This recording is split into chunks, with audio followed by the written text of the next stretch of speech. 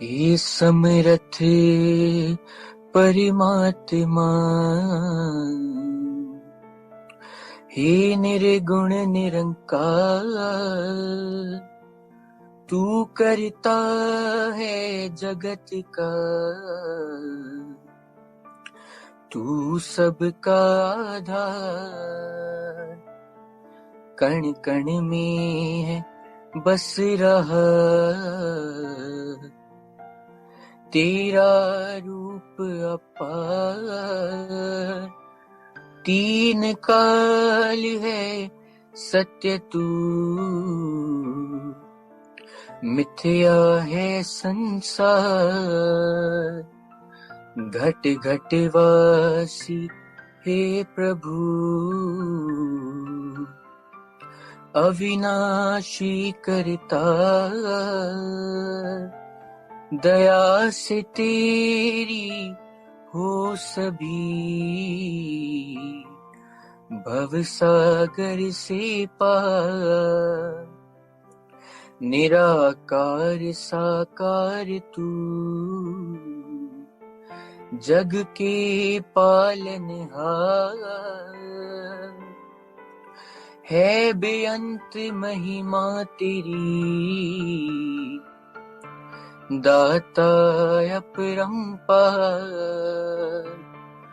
परम पिता परमात्मा, सब तेरी संतान। भला करो सबका प्रभु, सबका हो कल्याण। भला करो सबका प्रभु,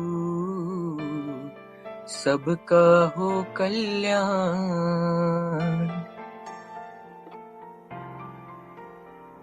सात संगत जी, प्यार से कहना धन निरंकार जी।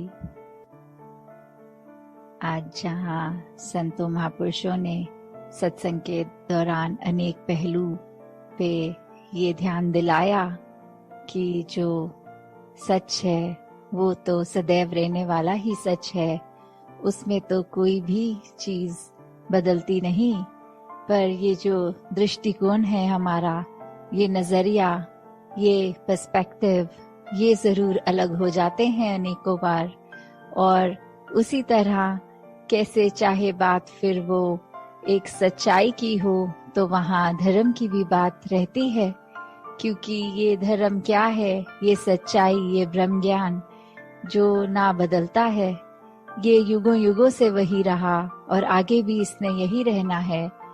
कैसे फिर वो जो बात आती है कि जब सिर्फ एक सच्चाई, जो बाबा जी भी अक्सर अपने विचारों में एग्जाम्पल देके समझाते थे कि अगर एक देश में दिन है तो दूसरे में उस समय रात हो सकती है, वो टाइम जोन्स अलग हो सकती हैं। तो फिर ये सन, ये मून, ये भी उस तरह रात और दिन का पहलू, ये भी सच्चाई उस समय की एक देश की तो हो सकती है, पर वो एक परमानेंट सच्चाई नहीं, क्योंकि हर देश में वो सच्चाई लागू नहीं है। तो ऐसी फिर ये कौन सी सच्चाई है जो ये हमेशा हर समय किसी भी एक सिचुएशन में, एक जगह पे जो ना समय से बंधी है, किसी भी तरह पे हमेशा कायम दायम रहने वाली ये सच्चाई, ये निराकार, ये परमात्मा जो कभी बदलता नहीं, कभी ढलता नहीं। तो कैसे इस तरह जब हम एक सच्चाई की बात करते हैं तो वहाँ धर्म, और ये धर्म क्या है, जैसे हम सुनते भी हैं, गाते भी हैं एक सेवा के जब भाव में कि मानवता है धर्म हमारा, हम केवल इंसान हैं। तो जब मन में ये सच्चाई ठहर जाए तो कैसे फिर ये मानवता के लिए ही अपना जीवन अर्पित, समर्पित कर देते हैं हर कोई। तो जब ये भी बात आती है कि इस निराकार के दर्शन हो गए, ये इसकी पहचान हो गई, when we realized God, तो फिर अपने आप ही हमारा एक नजरिया भी नया हो जाता है। वो एक समझ एक ढल जाती, एक दिमाग में चीज बैठ जाती है कि कैसे हम हमेशा इस ही परमात्मा का ही अंश रहेंगे, चाहे इस शरीर के अंदर हो या ये मृत्यु होने के बाद, ये शरीर खत्म हो जाने के बाद इसमें मिलना है। तो कैसे हमने जहाँ अपने ऊपर एक खुद को कैसे पूरे लाइफ में कंडक्ट करना है, अपनी सोच को कैसे मानवीय गुणों में ढालते हुए खुद को संवारना है।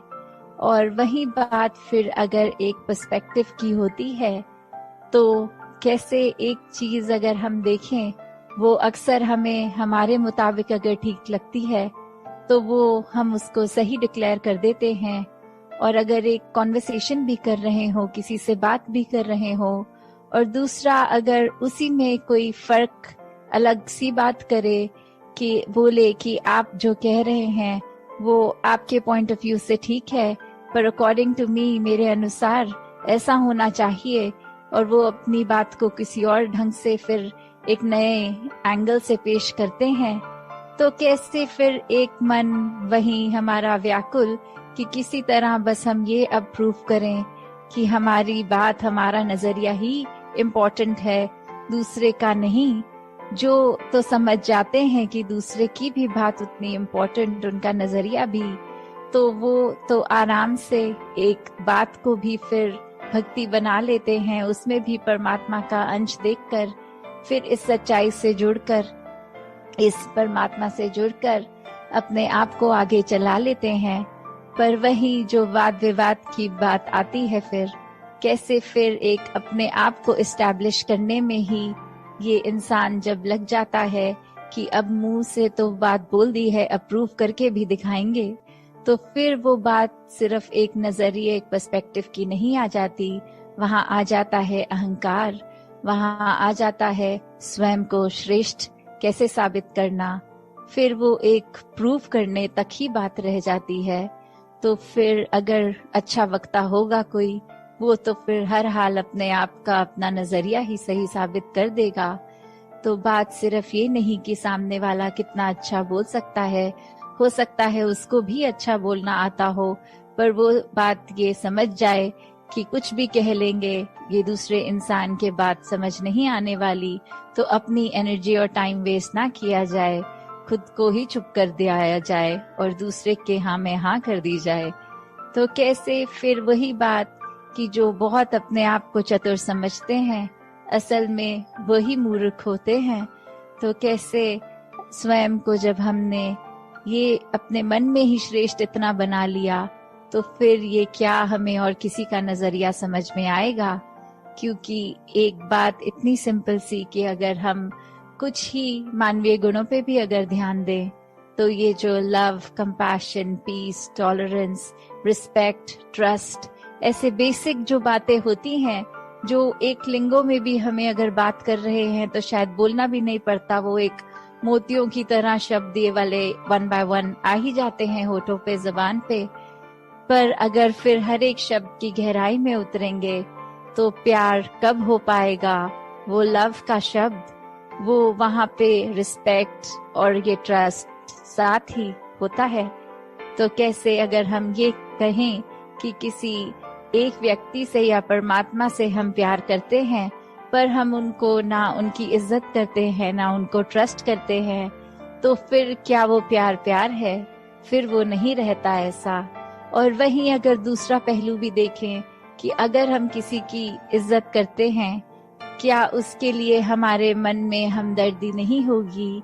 क्या उस इंसान के प्रति एक हमारे मन में हमेशा ऐसी इच्छा कि हमेशा उसके ऊपर ही भरोसा करने का ये अंदर से दिल करता है? और कितनी बारी फिर ऐसा संसार में भी हम देखते हैं कि सब बोलते हैं कि हमारे साथ तो हमेशा बुरा होता आया है, पर एक सर्टेन इंसान ये जब जीवन में आया तो जीवन बदल गया, हमें भी वो प्यार का एहसास हुआ, वो एक ट्रस्ट का एहसास हुआ। तो कैसे फिर हर एक में हम में वो पोटेंशियल है कि हम पूरे संसार में प्यार बांट सकें। हम सब में वो एक है निरंकार द्वारा दी गई ये जिस भाव से हम दूसरे के साथ पेश आते हैं, तो हमें जहाँ निरंकार का किया गया हर पल, हर एक जीवन में घटती हुई चीज ये डिसीजन सर आंखों पे खुशी खुशी रखना है, वहीं एक अपनी सोझी जो परमात्मा ने दी है उसमें भी हमें खुद को किस तरह एक ढालना है कि हर एक के काम आ सकें। अपने दिल को इतना साफ बनाना है कि फिर चाहे एक वो दिल हो या आईना, फर्क नहीं होना चाहिए ये अंदर बाहर से कैसे हैं, वो एक रस वाली बात, ये दिल दिमाग में ये फर्क ना होने वाली बात। तो दासी अब घड़ी देख रही है और इससे ज्यादा कुछ और बोल नहीं पाएगी। इन्हीं शब्दों से आज्ञा लेके यही कामना कि हर कोई सेवा सिमरन सत्संग करता चला जाए और अपने आप को इस निराकार का ही बना ले पूरी तरह।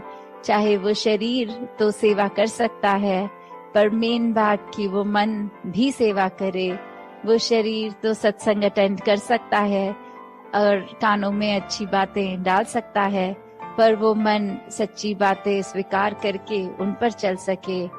ये जो सिमरन भी है ये भी अपने आप में सिर्फ शब्द ना रह जाए, पर अपने आप को सच में इस निरंकार से जोड़ने का ही इसका प्रयोग किया जाए।